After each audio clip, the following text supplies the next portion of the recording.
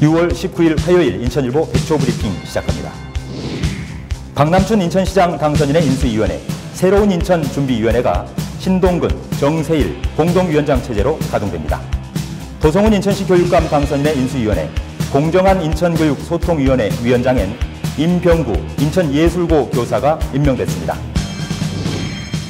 관세청이 인천국제공항 세관 직원 가운데 휴대폰 통관부서 근무 직원들을 겨냥해 사실상 표적 인사를 단행했습니다. 한진그룹 총수 일가의 밀수 혐의 조사 과정에서 대한항공과 세관 직원들 간 유착 의혹이 일자 꼬리 자르기 인사를 한 것 아니냐는 논란이 제기됩니다.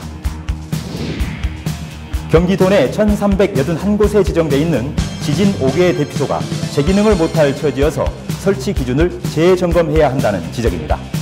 내진 설계조차 안 된 건물들에 에워싸여 있는가 하면 지정 장소도 일선 시군마다 제각각입니다. 지난해 단 한 명도 없었던 경기도 내 홍역 환자가 올해 급증하고 있어 보건당국에 비상이 걸렸습니다. 올 들어 최근까지 도내 홍역 감염 환자는 모두 54명인데 이 중 5명이 확진 판정을 받았습니다. 봉진군 해당화 초콜릿이 제주도 초콜릿처럼 특산품이 될 날이 머지않아 보입니다. 백령도에 해당화 단지와 가공센터가 조성 중인데 현지에서 해당화 초콜릿을 만들어 시장에 내놓을 계획입니다. 러시아 월드컵 대한민국과 스웨덴의 첫 조별 경기가 열린 어젯밤 인천 경기 곳곳에서는 시민들의 단체 응원전이 펼쳐졌습니다. 인천 축구 전용 경기장과 수원 월드컵 경기장, 용인 시민체육공원 등지는 붉은 악마로 넘쳐났고 시민들은 모처럼 하나가 됐습니다. 이상 인천일보 백초 브리핑이었습니다.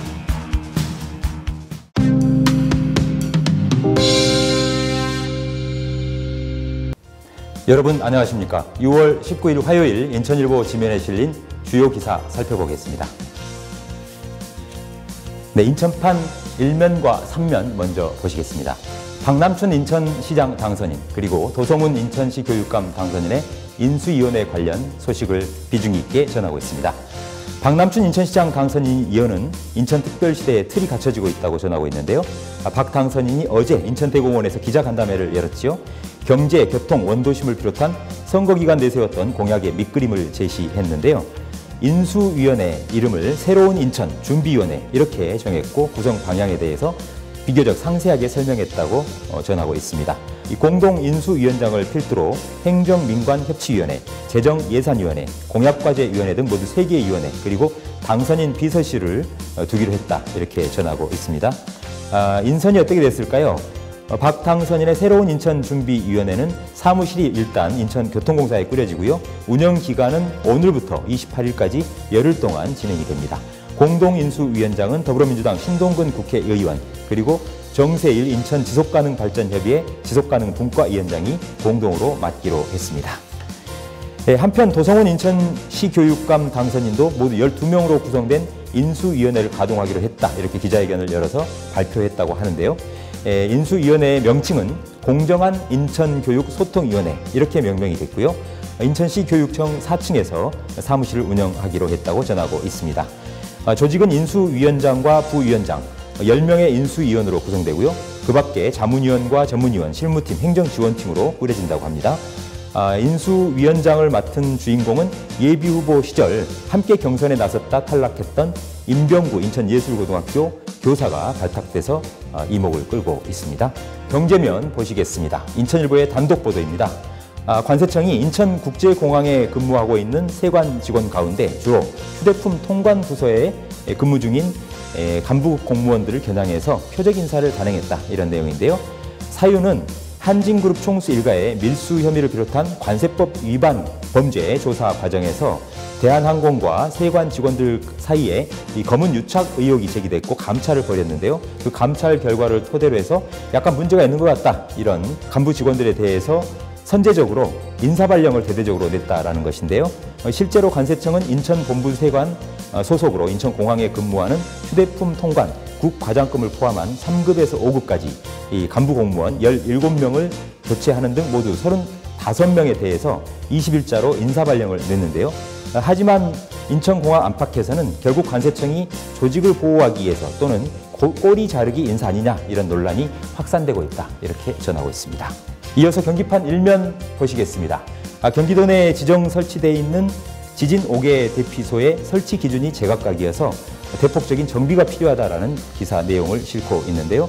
정부는 지난 2016년이었죠. 경주 지진 사태를 계기로 긴급 대피 그리고 구호가 가능한 지진 5개 대피소 설치를 각 지자체에 권장을 하고 있는데요.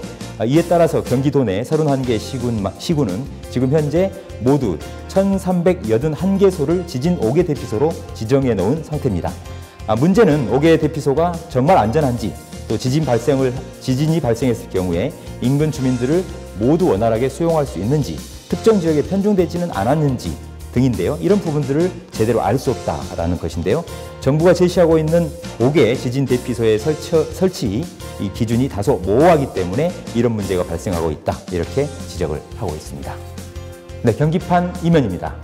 지난해에는 단 한 명도 발생하지 않았던 경기도 내 홍역 환자가 올해 급증하면서 보건당국에 비상이 걸렸다는 기사를 비중 있게 다루고 있습니다. 질병관리본부의 감염병 통계 시스템을 보니까요. 올해 들어서 이달 16일까지 경기도 내에서 발생한 홍역 감염 환자, 여기는 의심 환자가 포함됩니다. 모두 54명으로 밝혀졌고요. 이 가운데 확진 환자는 5명으로 나타났습니다. 경기도 내에서는 2015년도에 단 1명, 2016년에는 2명의 홍역 환자가 발생했는데요. 올해 들어서 이렇게 홍역 환자가 급격히 증가하고 있고요. 특히 6월 들어서 증가한 것으로 나타났습니다. 이에 따라서 경기도 보건당국은 홍역 의심 증상이 발생하면 이 타인과 접촉을 줄이고 즉시 관할 보건소나 질병관리본부 콜센터로 문의해서 안내를 받아서 적기에 치료를 받기를 그렇게 권장하고 있다. 이런 내용을 담고 있습니다. 네, 이어서 인천판 일면 보시겠습니다. 옹진군 해당화 초콜릿에 관한 보도가 눈에 띕니다. 서해 최북단 섬이죠. 옹진군 백령도에서 자란 해당화로 만든 초콜릿이 시장에 곧 출시될 것으로 보인다. 이런 얘기인데요. 칼슘과 비타민이 풍부한 해당화를 활용해서 초콜릿도 만들고 음료를 만들어서 백령도의 대표 상품으로 브랜드화하겠다라는 게 옹진군의 전략이라고 하는데요. 올 하반기 이 백령도 진촌리에 해당화 생산단지가 조성이 될 예정인데 여기에서 수확한 열매를 활용해서 초콜릿을 만들어 출시하겠다. 이런 계획이군요. 옹진군은 이미 지난해 국비를 들여서 백령도 남포리에 농특산물 가공 지원센터를 건립한 상황인데요. 이 센터에서 해당화를 활용한 이 가공품을 생산한다. 이런 계획입니다. 이렇게 되면 옹진군 해당화 초콜릿이 나오게 되는데 일자리도 창출되고 관광 활성화에도 크게 한몫을 할 것이다. 이렇게 옹진군은 기대하고 있다는 소식이 눈에 띕니다. 경기판 19면 사회면을 보시겠습니다.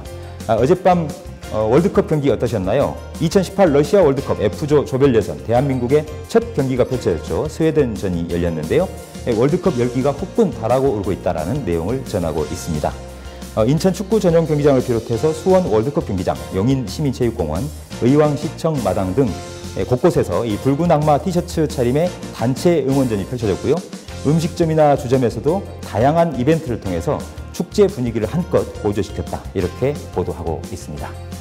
인천일보 주요 기사를 정리해드리는 오늘의 인천일보는 여기까지입니다.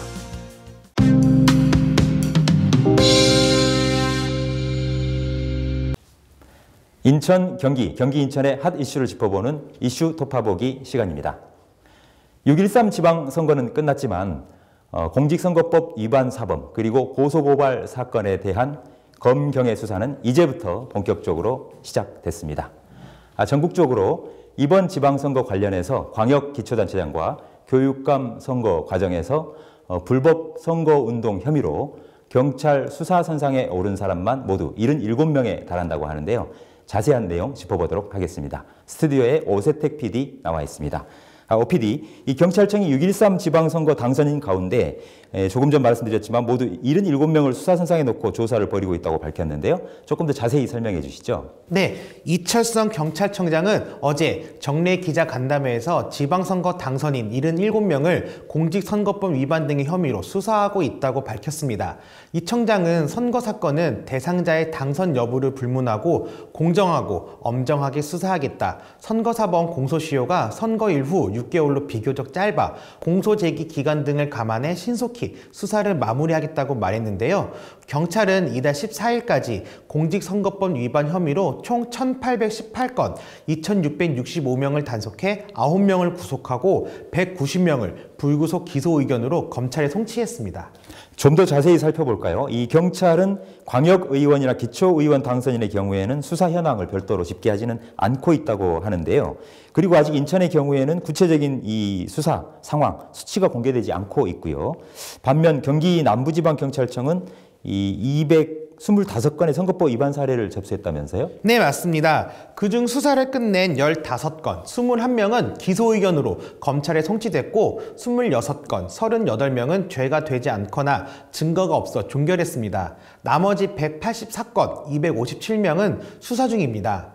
유형별로 보면 허위사실 유포나 후보자 비방, 흑색 선전이 81건으로 가장 많았습니다. 이어서 선거 벽보, 현수막 훼손 52건, 금품 제공 28건, 사전선거운동 20건, 인쇄물 배부 12건, 선거폭력 5건, 기타 27건 순입니다. 지난달 31일 공직선거운동 개시 전까지는 주로 인터넷 등에서 후보자를 비방하거나 허위 사실을 공표한 사건이 많았는데 그 이후에는 벽보 등 선거 시설물을 훼손하거나 불법 인쇄물을 배부한 사건이 증가했다는 게 경찰의 설명입니다. 허위 사실을 유포하거나 이 비방전을 벌인 게 가장 많았군요. 현재 수사 중인 사건들 좀 구체적으로 사례를 설명해 주실까요? 네, 수사 중인 사건으로는 더불어민주당 경기도지사 후보 경선에 나섰던 전해철 국회의원이 지난 4월 한 트위터 사용자가 자신과 문재인 대통령에 대해 악의적인 글을 올렸다며 경기도 선관위에 고발하면서 불거진 해경군 김씨 트위터 계정 논란이 대표적입니다. 현재 이 사건은 미국 트위터 본사가 정보 제공을 거부한 것으로 알려졌습니다. 또 은수미 성남시장 당선인은 대통령 정책실 여성가족 비서관으로 있던 지난해 중순부터 올해 초까지 민주당의 성남 지역 행사에 참석해 3차례에 걸쳐 정치적 발언을 한 혐의로 경찰 수사를 받고 있습니다. 지난 3월 말 성남의 한 시민단체가 은 당선인을 고발했다가 취하했지만 경찰은 친고죄가 아닌 만큼 수사를 계속한다는 방침입니다. 바른미래당이 은 당선인을 고발한 사건도 주소지를 고려해 성남중원경찰서에 이첩됐습니다. 네. 장영아 바른미래당 진상조사특별위원장은 지난 10일 은 당선인이 조직폭력 출신 사업가로부터 차량과 운전기사를 지원받고 언론에는 이를 허위로 부인했다며 은 당선인을 공직선거법 허위사실 공표죄로 고발했습니다. 앞서 선거사범 325명에 대한 수원지검의 엄정수사 방침에 이어 의정부지검도 선거기간 지하철 1호선 증편과 관련해 허위사실을 유포한 혐의를 받는 이성호 양주시장 당선인을 포함한 선거법 위반 사건 76명을 입건했습니다. 예상 외로 많은 사건들이 이 경찰 조사 대상이군요. 그렇다면 4년 전 치러졌던 제6회 전국 동시지방선거 때와 비교를 해본다면 어떻던가요? 네, 6.13 지방선거 공직선거법 위반 혐의로 형사 입건된 인원수는 4년 전 지방선거 때보다 2배 증가한 것으로 나타났습니다. 의정부지검 공안부 이상진 부장검사는 제7회 전국 동시지방선거와 관련해 이달 13일 기준으로 시장 당선인 1명을 포함해 모두 76명을 입건했다고 밝혔는데요. 이는 2014년 지방선거 때의 38명보다 정확히 2배가 늘어난 수치입니다. 검찰 관계자는 선거 이후에도 고소고발 사건이 적지 않아 입건자는 더 늘어날 수 있다고 설명했습니다. 네, 끝으로 6.13 지방선거 최악의 네거티브전이었다고 볼 수 있겠죠. 이재명 경기도지사 당선인의 여배우 스캔들 의혹, 이 경찰이 수사에 나섰죠? 네, 경기 분당경찰서는 지난 16일 수원지검 성남지청으로부터 이 당선인이 고발된 사건을 넘겨받았다고 밝혔습니다. 고발 주체는 바른미래당인데요. 바른미래당은 이재명 후보가 거짓말을 했다며 공직선거법상 허위사실 공표 등 혐의로 이 당선인을 검찰에 고발했습니다. 바른미래당은 이 당선인이 방송토론 등에서 친형인 고 이재선 씨를 정신병원에 강제 입원하려 한 사실과 배우 김부선 씨를 농락한 사실을 부인한 공직선거법상 허위사실 공표죄, 그리고 성남시장 권한을 남용해 친형을 정신병원에 강제 입원시키려 한 직권남용죄, 마지막으로 자신이 구단주로 있던 성남FC에 여러 기업이 광고비 명목으로 160억 원 이상을 지불하게 한 특가법상 뇌물죄 또는 제3자 뇌물죄 등을 들었는데요. 논란의 핵심은 이 당선인이 과연 배우 김부선 씨와 사귄 적이 있느냐의 여부입니다. 네. 어떤 식으로든 수사 결과에 따라 한쪽은 정치적으로 큰 타격을 입을 것으로 보입니다. 그렇겠군요. 잘 알겠습니다. 공명정대하고 깨끗한 선거 문화 정착, 매우 중요한 일이죠. 이 법과 원칙에 따라 경찰이 신속하고 공정한 수사 결과를 내놓길 기대해 보겠습니다. 이슈 토파보기 오세택 PD와 함께했습니다.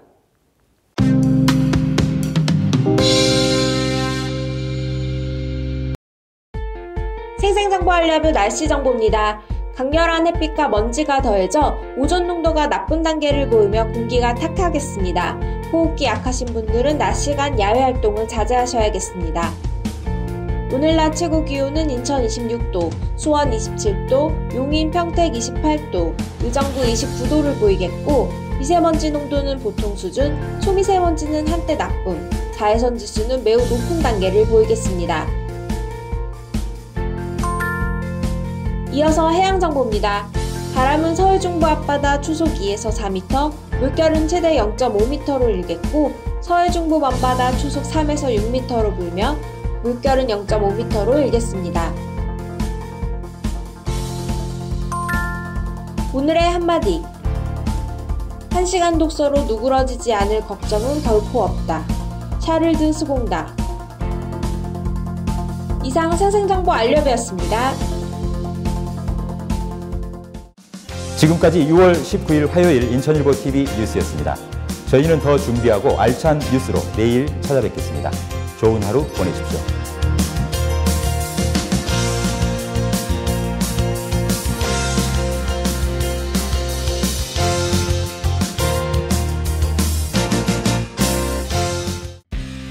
제18회 강화 해변 마라톤 대회.